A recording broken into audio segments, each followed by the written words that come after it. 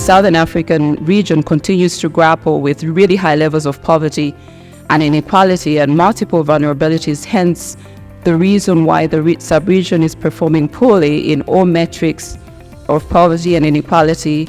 And I will highlight a few key facts. Number one, Southern Africa is, and this is a fact, the poorest region of the African continent, both in terms of monetary and multidimensional measures of poverty.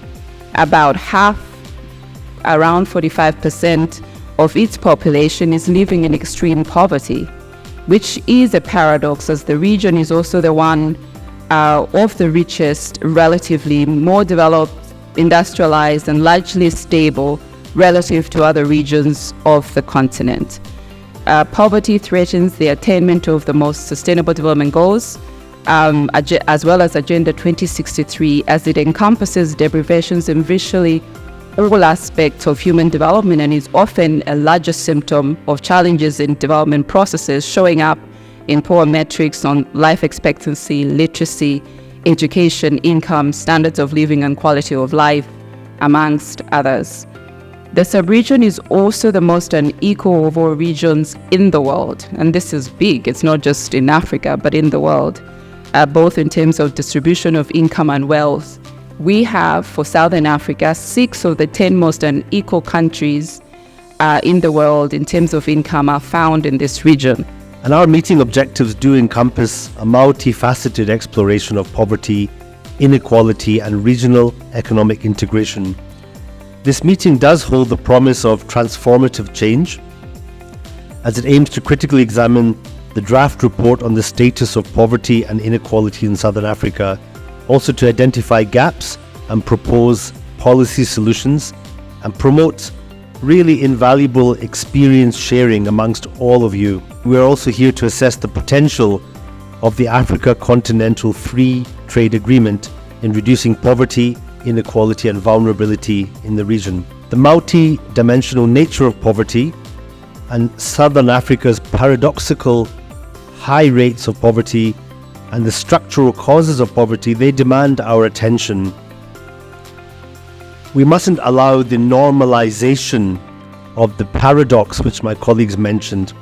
That is the paradox between being middle income or upper middle income and also being amongst the most unequal in the world.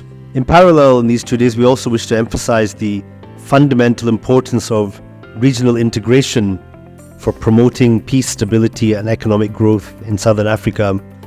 And we also recognize the pivotal role of the SADC and the COMESA in driving regional integration. That cannot be overstated. The effective and full implementation of the AFCFTA agreement is a complex endeavour that will take years to achieve. It shall demand patience, perseverance, commitment and discipline from all Africans, and above all, intensified collaboration and cooperation among all Southern African and African member states, and a change of mindset in the way that we do business with each other. The United Nations Economic Commission for Africa has proved to be a reliable, committed and steadfast partner in supporting all the Southern African member states at formulating their national AFCFTA strategies and action plans. Currently, all our member states have formulated or are in the course of formulating their national AFCFTA strategies. 47 countries have now ratified the AFCFTA. In our region, Eswatini was the first to do so, followed by Namibia, South Africa, Zimbabwe, Mauritius, Angola, Lesotho, Malawi, Zambia, Botswana, and the latest being Mozambique. All the countries of ECASRO SA have now ratified the AFCFTA, and we hope that we will be able now to continue the partnership with UNICA, the UN family and other development partners to engage in the behemoth task of fully implementing the national strategies. I really want to take this opportunity to thank UNECA for bringing together an inclusive group of experts, which I'm confident will add great value to the discussions and outcomes during the next 2 days.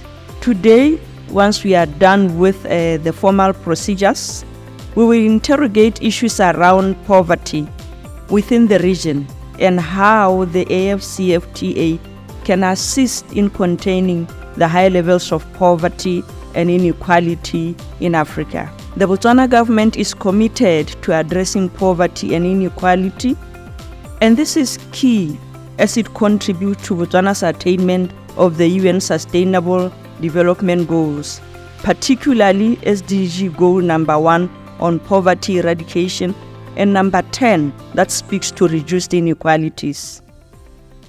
In this regard, our new wealth creation has continued to focus on the implementation of micro and small enterprises projects in agriculture, housing, social protection, women empowerment, and education sectors to create employment and improve livelihoods with the ultimate aim of poverty eradication for our citizens.